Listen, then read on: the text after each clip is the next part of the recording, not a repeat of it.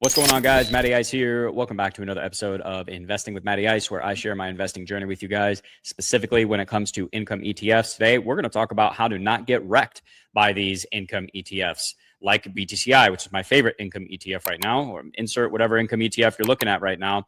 And I want to make this video because I've seen so many people get wrecked by these things. Even though I think they're incredibly powerful assets, I'm super excited about them. Not all of them, but as an asset class, I think they are really, really powerful, but I've seen so many people get wrecked by them. Like when I started my journey learning about income ETFs, long before I ever put any money into any of them, I would see all these comments about people just getting completely destroyed, either because of NAV erosion, et cetera, like all these different things.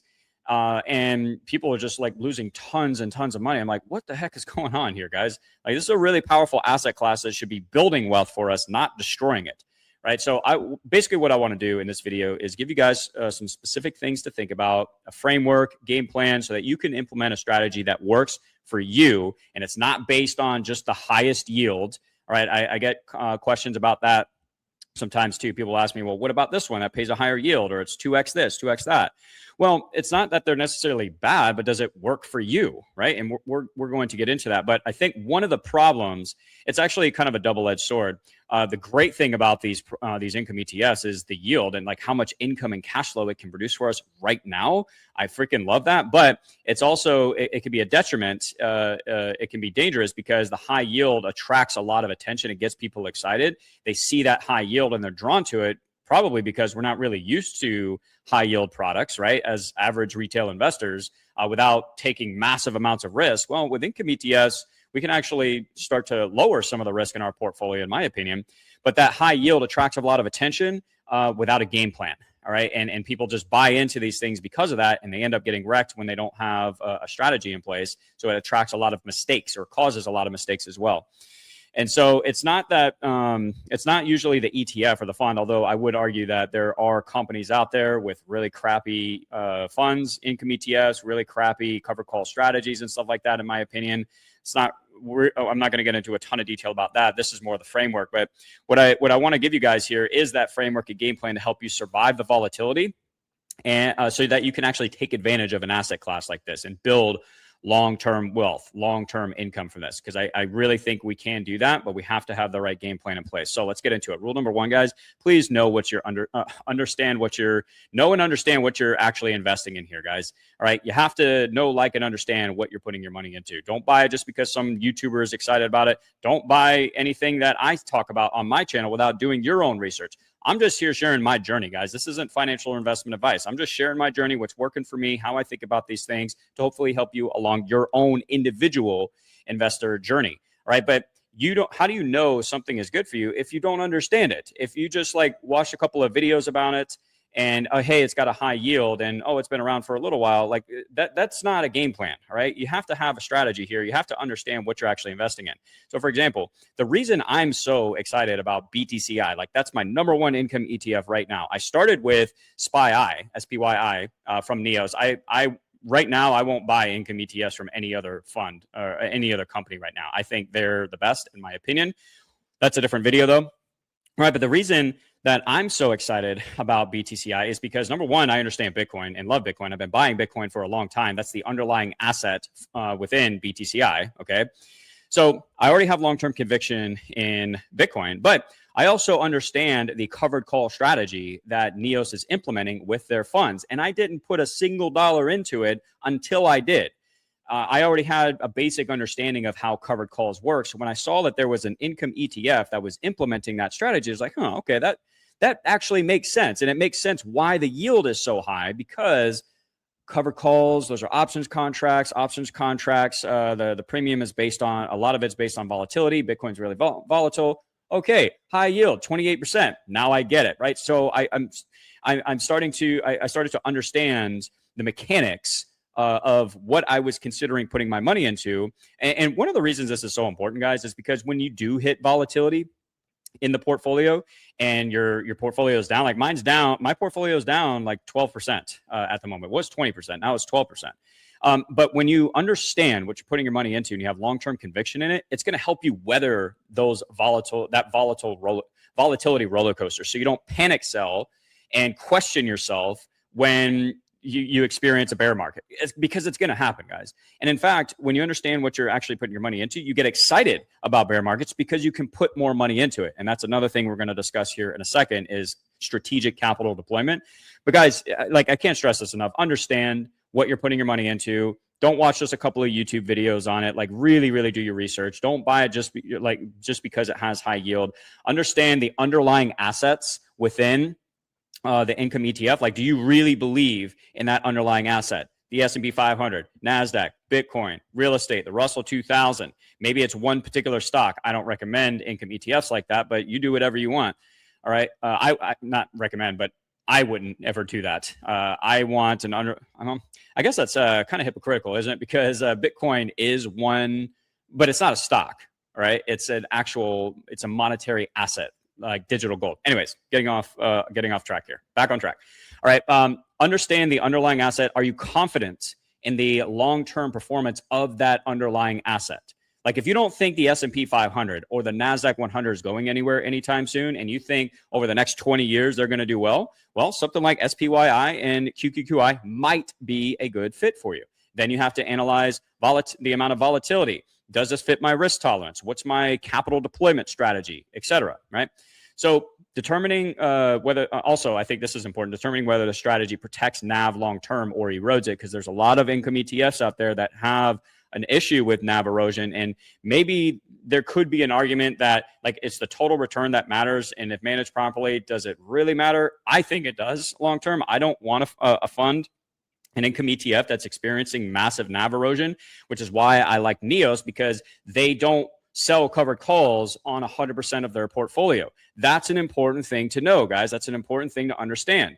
Is the income ETF that you're putting money into, how does their strategy work? Are they selling on 100% of the portfolio or not? Because if they're not, then that maintains upside exposure to the underlying asset, which helps to protect NAV, et cetera, right? You need to understand that stuff. All right. And ask yourself, is this particular type of strategy sustainable long-term? This is a great analogy, I think. Buying an investment you don't understand is like buying a business without ever working in that business or understanding how that business works, like a restaurant. Do you know what food it sells, what the costs are, how much money it makes? No? Then why are you buying it? All right. It's the same thing with income ETFs, guys. All right. And like I said, conviction in the strategy and what you're putting your money into prevents that panic selling during bear markets.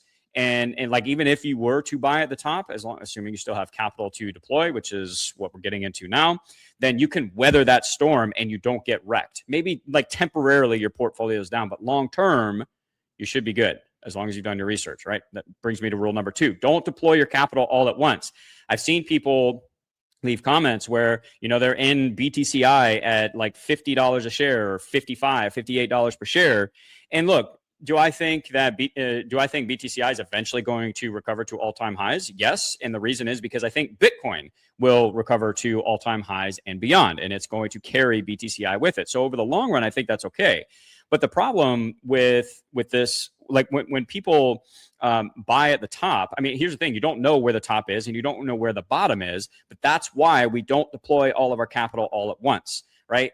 Like if we buy in at BTCI at $58 and now it's $34 a share, well, that kind of sucks unless you're able to deploy more capital to lower your cost basis, dollar cost average in. It's exactly what I've done. My first purchase of BTCI was at $45.10. It's at $34-ish right now. And now, if I wasn't able to dollar cost average, that would kind of suck, right? But because I'm reinvesting the distributions, which lowers your cost basis every single month. All right. But because I didn't deploy all my capital at once, and in fact, I was anticipating a continued move down at some point, my strategy was, though, I want to get a core position established because it was still at its all-time low at the time that I bought it. Which is a good strategy when building wealth. We want to buy assets when they're at their all-time lows and sell them when they're at their all-time highs. Maybe we don't sell these, but you get my point. We want to buy assets when they're cheap. And I saw this asset at 50% off. Now it's 60% off, then 70% off. And because I'm not deploying capital at once, I'm deploying it strategically during any significant corrections, like maybe 5% down in one day or 10% down in a particular week, something like that. Just keep it simple. then I'm able to lower my cost basis. Now my cost basis in my Roth IRA anyways is $40.12. So I went from $45.10 to now $40.12. Yes, I'm still down, but I'm just going to continue deploying capital, continue reinvesting those distributions. Not to mention over the long run, I think I'm pretty confident BTCI is going to recover, and I'm going to do really well over the long run. All right. Which is another thing we're going to get into here in a second. We're not trying, at least me anyways, I'm not trying to trade this. I'm not thinking about 6 to 12 weeks out. I'm thinking about 6 to 12 years, guys, long-term conviction here. All right. So we want to leave ourselves room for error because nobody knows where the top is. Nobody knows where the bottom is. Nobody knows where the absolute best price is to buy into these things. So we need to leave room for error. Make sure we're able to dollar cost average and take advantage of lower prices when we do have corrections. Okay, so deploy on dips. I like to keep this pretty simple. I use a little bit of technical analysis as well. I don't do a ton, just like basic stuff. I follow Gareth Soloway from verifiedinvesting.com. Highly recommend you subscribe to his YouTube channel. I watch him every single day to keep an eye on like strategic or like possible support and resistance levels, like good potential buy opportunities. I do recommend that. But just to keep it simple, like I just put another order in today because BTCI is down like 2.5% at the moment. So I put another buy order in right now. So anytime it's down significantly, assuming that whatever you're investing in is something you're going to hold for the long run, just take advantage of it when it's at a discount. All right. So in dry powder options, I think this is important. Like, where do we store that capital? You have a couple of options. You could do your traditional money market funds. Like in my brokerage account with Fidelity, it earns, I don't know, 3.5% while it's sitting there waiting to be deployed. I used river.com for a long time with Bitcoin when I would dollar cost average into Bitcoin. But you earn 3.3% paid in Bitcoin. So you actually stack some extra sats. But then you can purchase, you can put buy orders for Bitcoin on river.com. So that's an option. STRC as well, because there's very low volatility. So you could store capital there and then sell your position in STRC when you're ready to buy your income ETF. That's not investment or financial advice, guys, just giving you options, some things to think about when you're storing capital, waiting for those corrections, all right? And then taking advantage of those corrections when they actually take place. All right, here's the thing to focus on, guys. We win games with singles and doubles, not trying to hit a home run, knock the ball out of the park every single time, right? Like deploying capital all at once, trying to hit a home run because I think this is the best buy and opportunity or best price, or this is the best income ETF, so I'm just going to go all in right now. Hit that home run. No, that's how you get wrecked, all right? Singles and doubles. Singles and doubles are deploying the capital strategically, dollar cost averaging, all right, during corrections. We want consistent entries, consistent gains, not home runs, all right? Hopefully that makes sense. All right. So, and lowering your cost basis, guys, it makes everything so much easier. All right. We buy dips to lower our average cost. So even if we start buying a little bit higher than we would have liked, we can start to lower that cost basis. Right. So it also it doesn't take as long for your portfolio to recover as well. So this is kind of an extension slide of the previous one talking about capital deployment. The nice thing about dollar cost averaging and lowering our cost basis over time is that when the asset does recover, it's not going to take as long for our portfolio to recover as if our dollar cost average or our cost basis was way higher. Like at 45, it's a lot faster for BTCI, my portfolio anyways, to recover to $40.12 than $45.10. Does it make sense? Pun intended. Okay. Hopefully that makes sense though. All right. Less stress, faster recovery. All right. Number 3, build strong cash flow, guys. Personal cash flow that has nothing to do with your portfolio. If your portfolio declines, it should not have any impact on your standard of living whatsoever. If it does, you got way too much exposure and you are relying way too much on your portfolio. Unless you're in retirement and you are relying on your portfolio for income, then that could be a different story. But there's also an argument that if it's causing a problem, then you probably still have too much volatility in your portfolio. Maybe consider something like STRC or whatever, right? Something with less volatility. Okay, but the point is, like when my portfolio is down right now, it has absolutely nothing to do with my lifestyle whatsoever because I have strong cash flow in my business, in my personal life, and it doesn't affect my ability to pay my rent or put food on the table, right? It doesn't stress me out. In fact, because of the position that I'm in, I have strong cash flow and I'm deploying capital strategically into something that I have long-term conviction on that I'm going to hold 6, 12, 20 years, whatever. I get excited when there are downturns. I want corrections because that's going to allow me to acquire this asset that I want to hold for a very long time at a cheaper and cheaper and cheaper price. I can stack more sats and more shares of BTCI. All right. So, but that mindset only happens. You only get that mindset when when you position yourself to have that mindset. And that comes from strong cash flow, guys. All right. And here's the other thing too, why this is so important, because having strong cash flow outside of our investments, outside of our portfolio, means we have more capital to deploy into these assets. So for example, a 10X on $1,000 is $10,000. So let's say BTCI or Bitcoin, for example, goes up 10X over the next 5 to 10 years. Okay, well, if you've only been able to put in $1,000, maybe $2,000, $5,000, okay, well, turning that into 10, 20, 50,000, is that good? Sure, from a return perspective, but is that going to change your life? Is that going to really move the needle significantly? It can certainly help. I'm not trying to diminish that. It's obviously better than nothing. But my point is, it's much better if we can get a 10X on 50,000, like 10, 50,000, $100,000, things like that. Where, like, for example, I just took the $50,000 loan to purchase more BTCI, which I did an entire video on. I'll link it down below, breaking down the numbers, the strategy, and the type of loan that I use, which was really important. So if I could 10X my investment on that, well, that's $500,000. If I 5X it, it's $250,000. You see what I'm saying?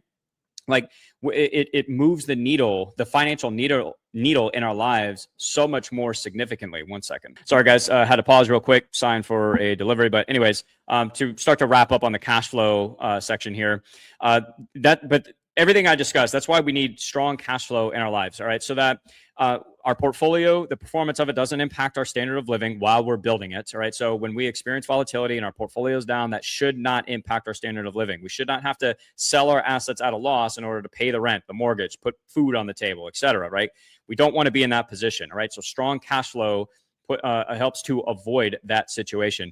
And then having enough capital to deploy into these assets for it to really make a difference in our lives. I want you guys to get from being able to put $100, $200, $300 a month into something like this to $1,000, $2,000, $3,000 a month into whatever it is that you're investing in, because that is really going to start to move the needle. Now, how do we do that?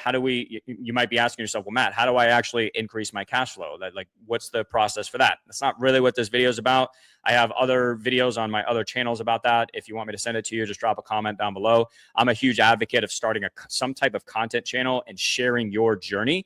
Everybody is good at something, guys. Everybody's passionate about something. And there is a massive audience out there that is waiting for you to share your journey, your message, your story, obstacles that you've overcome, a business that you've grown, something that you're really good at, sharing that with the world, either through a YouTube channel like this. Like, YouTube changed my life, guys. I started my first YouTube channel years ago, just sharing my journey, like building my marketing agency and running campaigns for businesses. And that turned into a multiple 6-figure per year business. It took a while because I didn't know what I was doing at the time.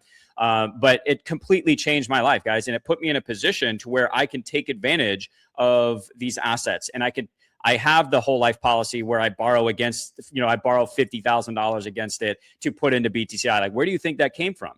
My cash flow, right? That didn't just magically appear. I built a business. Now, I'm not saying you have to build a business, right? But consider sharing your expertise, your knowledge with the world and figuring out how to monetize that. Or how do you become more valuable at your job so that you get promoted, or maybe you earn more commissions, right? Figure it out. Analyze your life and look at the different ways that you can start to monetize what you're good at to increase cash flow. Plain and simple. All right. So I already talked about this. Portfolio shouldn't be paying your bills unless you're in retirement, but that's a completely separate conversation. A lot of us are in the wealth accumulation phase of our lives, right? So we're not relying on our portfolio to pay our bills just yet. All right. So anyways, moving on to rule number 4 here, play the long game. All right. This is really going to help prevent the panic selling and getting, freaked out about a portfolio decline and stuff like that. It's like, we're in this for the long run. I don't care what BTCI does over the next 3 months. Actually, I want it to come down over the next 3 months if possible, because I want to buy more. And that's because of the financial position that I'm in. I have strong cash flow. I have capital that I can deploy to strategically, et cetera. I have long-term conviction in this, et cetera. Right. But I'm not worried about the next 3 months. I'm worried about the next 3 decades, not the next 6 to 12 weeks or months, 6 to 12 years, right? Where's BTCI and Bitcoin going to be in the next 5 to 10 years, guys? I think it's going to be significantly higher. That's just my opinion, but that's my long-term conviction speaking about these things, right?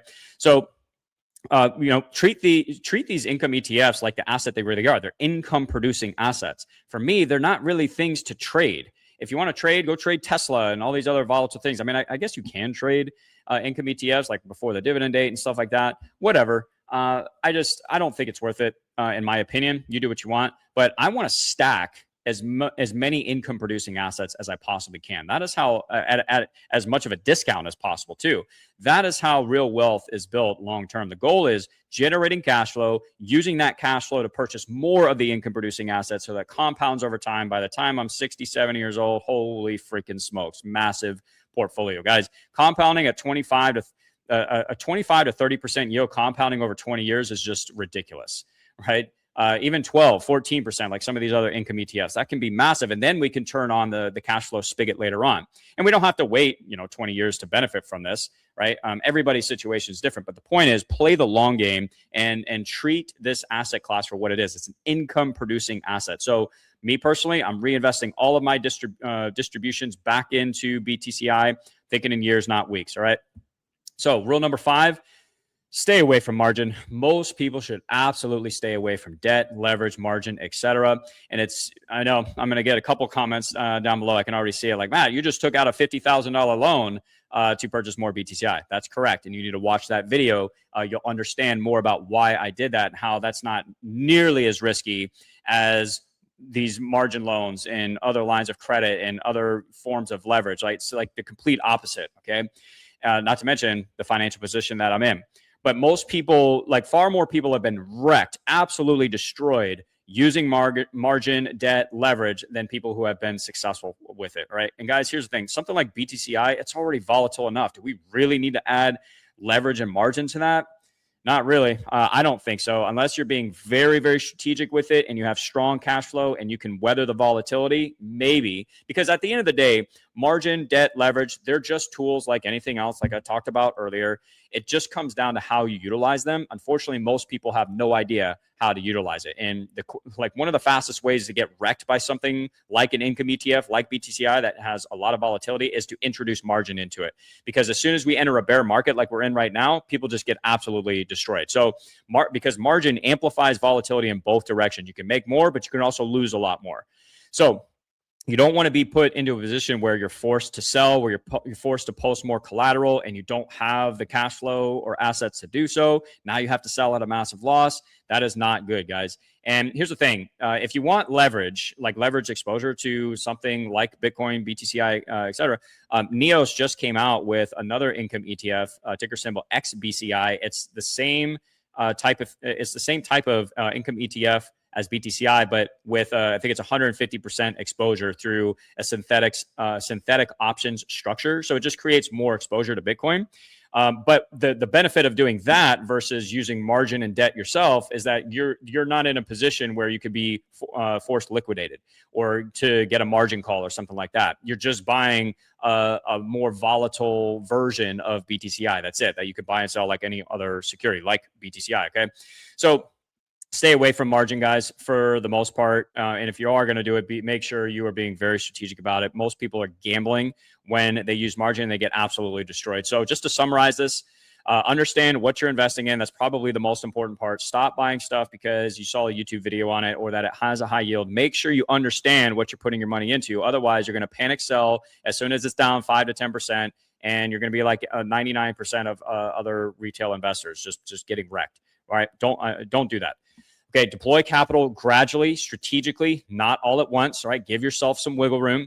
Maintain strong personal cash flow. Always focus on cash flow, guys. That should be the number one thing. Not finding necessarily the best investment. It's how do I increase cash flow so that I can then deploy that into a strategic investment plan? That's just my opinion. All right. Cash flow is really, really important. Think long-term, reinvest income. All right. Treat this like the long-term asset that it is and avoid margin and excess leverage. Right. I think this is a perfect way to summarize this entire video. The goal isn't to time the market perfectly. The goal is to survive volatility long enough to let compounding work. I'm going to say that one more time to finish up, guys. Say it with me in the comments. What's the goal? Survive volatility long enough to let the compounding work. I'm going to end it with that. I don't know a better way to end it. So I hope this was helpful, guys. I hope it gave you guys some things to think about so that you can start putting together your own framework, your own strategy that's going to work for you. That is key. That's all. Like when I'm making these videos, I'm just sharing my framework and what is working for me. I feel like I'm in a really strong position right now to, and I'm building my portfolio. Yes, it's down right now, but I'm thinking of it long term. And I couldn't be more optimistic about the future right now because I've done the homework, I've done the research, and I've put these things in place. And I want you guys to be able to do the same thing so that it works for your specific situation. All right. So drop some comments down below with any feedback, questions, other videos you want me to make, or anything else you want me to send you. And I hope you guys are crushing it. And I'll talk to you in the next one. To your success. Matty Ice is out.